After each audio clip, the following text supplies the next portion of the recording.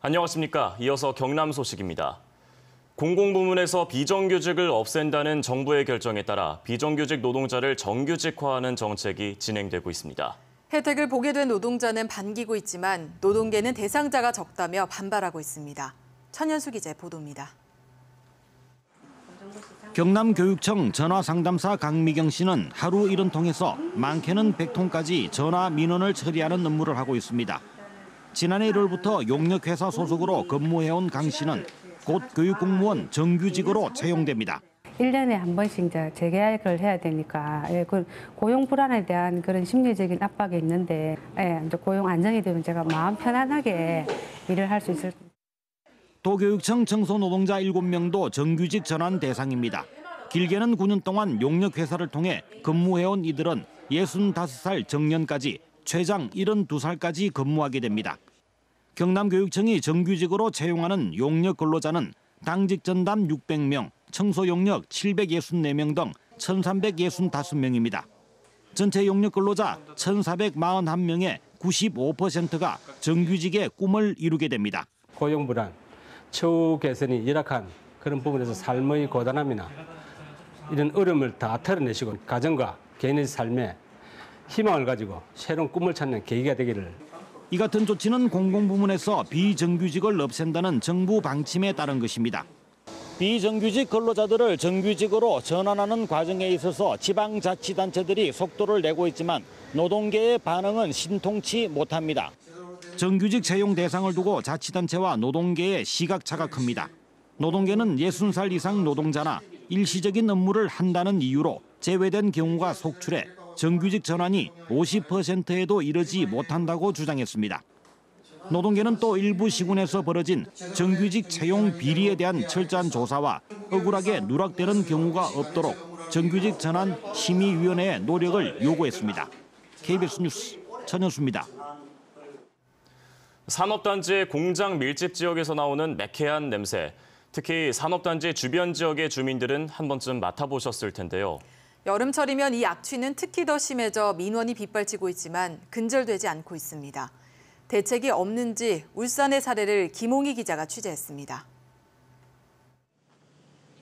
울산의 공단 관련 악취는 해마다 반복되는 환경 문제입니다. 매캐한 냄새부터 비린내, 곰팡 냄새까지 시민들은 갖가지 악취에 시달립니다. 구린내도 아니고 약간 좀 기분이 별로 좋은 냄새는 아니에요. 오후에, 그다음에 또 연휴 때 이런 때는 많이 나요. 이런 냄새는 주로 어디서 발생하고 있을까? 최근 2년 동안 공단 악취 신고가 들어온 지역을 살펴봤습니다.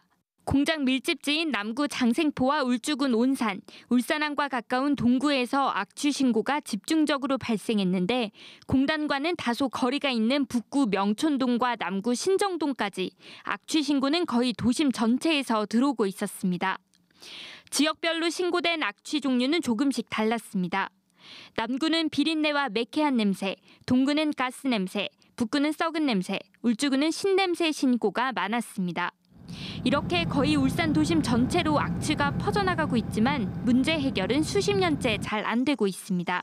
공장이 빽빽이 붙어 있어 바람에 따라 냄새가 섞인 채로 이동하면 문제 업체를 가리기 힘들기 때문입니다. 같은 공장 내에서도 개별 공정이 많이 다르잖아요. 이게 도대체 어디서 유발된 건지를 물리적으로 일단 추적하기가 상당히 어려운. 게다가 악취는 대부분 순간적으로 생겼다 사라져 어디서 나왔는지 찾기 어렵습니다.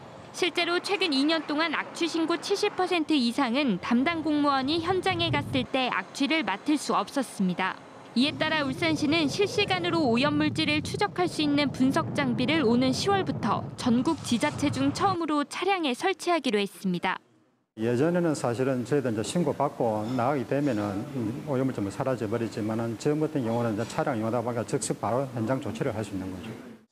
삶의 질뿐만 아니라 건강에도 악영향을 미치는 공단 악취. 오염물질 배출에 대한 더 강력하고 근본적인 대책이 필요합니다. KBS 뉴스 김홍희입니다. 여름 휴가철을 맞아 남해안이나 동해안 등에서 해양 레저 활동이나 바다 낚시 즐기시는 분들 많으실 겁니다. 넓은 바다에서 길을 잃거나 사고가 났을 때 어떻게 해야 할까요? 정혜미 기자가 대처 방법을 알려드립니다. 짙은 어둠이 내려앉은 갯벌. 한 여성이 구조대와 함께 무트로 빠져나옵니다. 조개를 캐러 갯벌에 들어갔다 고립된 40대 부부가 구조될 수 있었던 건 해양구조 신고 앱 덕분이었습니다. 직접 배를 타고 나가 조난 상황을 가정해봤습니다. 바다 한가운데서 스마트폰 애플리케이션을 켜자 실시간 위치가 뜹니다. 이어 구조 요청 버튼을 누르면 해경에서 바로 전화가 옵니다. 해로드라는 구조신고 애플리케이션입니다. 이 앱은 전자의도를 기반으로 하고 있기 때문에 이렇게 넓은 바다에서도 사용자의 위치가 실시간으로 전송됩니다. 사용자 위치를 상황실에서 바로 파악할 수 있어 해경이 신속히 사고 현장에 출동할 수 있는 겁니다. 해양사고 발생 시 해로드 SS를 누르게 되면 저희 신고 시스템으로 바로 즉시 신고가 접수가 되고 접수되고 나서 3분에서 5분 내로 해경이 출동하게 됩니다. 또 해로드 앱을 통하면 실시간으로 선박 이동 경로와 해양 기상, 파고 등 해양 정보도 조회할 수 있습니다. 요즘 같은 휴가철에 해양 레저 활동이나 바다 낚시도 즐기시는데 조난 시에 저희 해로드 어플리케이션 하나만으로도 긴급한 구조 활동이 실시될 수 있습니다. 해양 레저 관광객이 갈수록 늘어나고 있는 만큼 구조 신고 앱 활용도 점차 활성화될 것으로 전망됩니다. KBS 뉴스 정혜미입니다. 다음은 경상남도와 자매 결연을 맺고 있는 일본 야마구치현의 NHK 방송국에서 보내온 뉴스입니다. 일본 최대 규모 카르스트 동굴에서 침하가 발생했다는 소식 등을 이하롬 아나운서가 전해드립니다. 일본 최대 규모의 카르스트 대지가 펼쳐져 있는 야마구치현의 동굴입니다. 동굴 옆 개울의 바닥에 내려앉아 야마구치현 직원과 전문가들이 조사하고 있습니다. 함몰된 지점에는 지름 4m의 구멍이 생겨 동굴까지 이어졌습니다. 今後ですね、どういうふうにこの陥没っていうのが広がっていくかっていうのがまだ予測不能な段階ですので、そこについて丁寧に慎重にですね、観察と調査を 내려앉은 지역에서 계속 구멍이 넓어질 경우 부근 산책로가 침식될 수 있기 때문에 우회로를 설치하는 방안도 논의되고 있습니다. 최근 진도 6을 기록한 오사카 북부에 지진이 발생해 타카츠키시의 초등학교 담벼락이 무너지면서 여학생이 숨졌습니다. 시모노세키시는 사고가 난 학교의 담이 설치 기준에 적합하지 않을 경우 철거하기로 했습니다. 시모노세키시 교육위원회가 관내 초중고 72개 교를 대상으로 한 긴급 점검에서는 30개 학교 105곳에서 대규모 지진이 발생하면 담벼락이 붕괴할 위험이 있는 것으로 파악됐습니다. 児童もそれから中学生も高校生も一般の方もここ通られますので、本当いざという時の考えたらですね、この後早く撤去してくださってですね、これは助かっておりますし安心をしております。 시모노세키시는 학교 이외 공공시설 담장도 긴급 점검하고 있습니다. 하기시 스사바다에 잡히는 특산물 오징어가 하기시 보육원에 제공됐습니다. 스사바다에서 잡히는 오징어는 어업협동조합이 스사미코토 오징어라는 상표로 팔고 있습니다. 특산물 스사미코토 오징어 잡이는 오는 10월까지 진행됩니다. KBS 뉴스 이하롬입니다.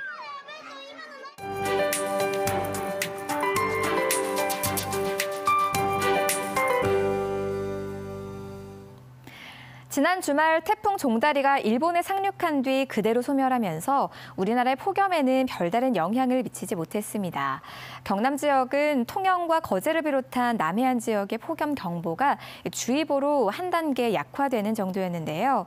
오늘은 태풍이 남긴 수증기의 영향으로 비 소식도 나와 있지만 여전히 폭염의 기세를 꺾지는 못하겠습니다. 일단 5에서 10mm로 비의 양이 너무나 적겠고요. 경남 서부 내륙에만 잠깐 내리다 말면서 대기 중에 수증기만 높아지겠습니다. 이 때문에 오늘 불쾌지수가 매우 높은 단계까지 오르겠고요. 식중독 지수도 위험 지수가 위험 단계가 예상됩니다. 조금 더 여유로운 마음으로 생활하시고요. 개인 위생 관리 등 건강 관리도 잘 하셔야겠습니다. 그래도 오늘 볕이 강하지는 않아서 자외선 지수는 보통 단계를 보이겠습니다. 태풍의 간접 영향으로 해안 지역은 바람이 여전히 강합니다. 해안가에 계신 분들은 조금 더 주의를 하셔야겠습니다. 동부 지역의 현재 기온은 26도 안팎으로 출발하고요. 낮 기온은 34도 안팎으로 무덥겠습니다.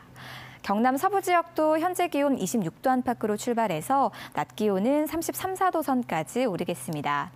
오늘 해상에는 풍랑주의보가 내려진 가운데 모든 해상에서 물결이 최고 4, 5m까지 높게 일겠습니다. 이번 주에도 폭염이 누그러지기는커녕 점점 더 심해지겠습니다. 주 후반에는 대부분 지역의 낮 기온이 35도를 웃돌겠습니다. 기상정보였습니다. 얼음골 사과 재배 농민들이 살균제를 사용한 뒤 사과가 피해를 입었다며 농약제 조사에 피해 보상을 요구하고 있습니다. 사천시는 사천 바다 케이블카와 비토섬 캠핑장, 남일대 해수욕장과 용궁 수산시장 등 주요 관광지 13곳에 무선 인터넷 서비스를 제공합니다. 거제시의 싱크탱크 역할을 하게 될 정책자 문단 30명이 위촉돼 정책경제, 해양문화, 복지와 기술 등 4개 분야에서 2년 동안 활동합니다. 40대 2명의 기부자가 지난해 12월부터 이웃에 사용해달라며 매월 100만 원씩 통영시에 내고 있어 화제가 되고 있습니다. 국립환경과학원이 폭염과 오존 발생 사이의 관련성을 조사한 결과 수도권과 경남, 부산, 울산 등에서 폭염 일대 오존 농도가 높아지는 경향이 두드러졌습니다. 경남과 부산, 울산은 폭염 일대 오존 나쁨 이상 발생 비율과 오존주의보 발령 비율이 각각 60%와 32%로 비폭염일의 1.6배와 2.8배였습니다. 오존은 햇빛이 강하고 대기 중 휘발성 유기화합물과 질소산화합물이 풍부할 때 빠르게 생성됩니다. 올해 상반기에 발생한 해상사고로 바다에 흘러든 오염물질 유출량 가운데 전국에서 통영의 오염물질 유출량이 가장 많은 것으로 조사됐습니다. 해양경찰청은 올해 1월부터 6월까지 전국 해역에서 발생한 해양오염 사고는 여수 18건, 울산 17건, 목포 13건 순이었지만 사고로 인한 오염물질 유출량은 통영 27.5kl, 서귀포 27.4kl, 부산 8.9kl 순으로 통영이 가장 많았다고 밝혔습니다. 올 상반기 오염물질 유출량은 90.5kl로 지난해 같은 기간보다 26% 증가했습니다. 경남교육청의 혁신학교 교육인 행복교육지구가 내년에 도내 4개 시군으로 확대됩니다. 경남교육청은 행복교육지구 공모 설명회를 갖고 다음 달 7일까지 시군의 신청을 받아 4개 시군을 선정하기로 했습니다. 경남에는 올해 김해와 밀양, 양산, 남해가 행복교육지구로 지정돼 운영되고 있습니다. 행복교육지구는 지역민과 함께 마을학교를 만들며 권위적인 학교 분위기를 수평적으로 바꾸는 등 다양한 교육 과정을 도입할 수 있습니다.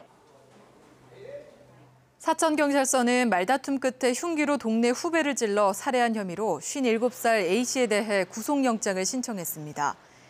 A씨는 어제 새벽 4시쯤 사천시에 있는 피해자 46살 B씨 집에서 함께 술을 마시던 중 말다툼을 하다 B씨를 흉기로 찔러 살해한 뒤 스스로 경찰에 신고해 체포된 것으로 알려졌습니다.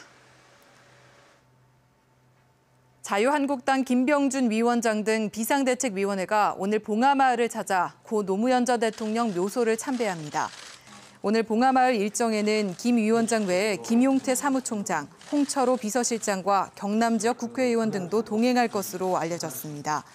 한국당 지도부가 노 전 대통령 묘역을 방문하는 것은 2015년 한국당의 전신인 새누리당 김무성 대표 이후 처음입니다. 더불어민주당 경남도당이 다음 달 11일 창원 컨벤션센터에서 도당 대의원 대회를 열어 2년 임기 도당위원장을 새로 선출합니다. 민주당 경남도당은 오늘부터 이틀 동안 도당위원장 후보 등록을 받을 예정이며 후보가 1명일 경우 추대로 2명 이상이면 경선을 통해 도당위원장을 선출합니다. 민홍철 현 도당위원장은 재도전할 것으로 알려졌습니다. 창원시 문신미술관은 오늘부터 다음 달 말까지 역대 문신미술 청년작가상 수상작가 작품전을 개최합니다.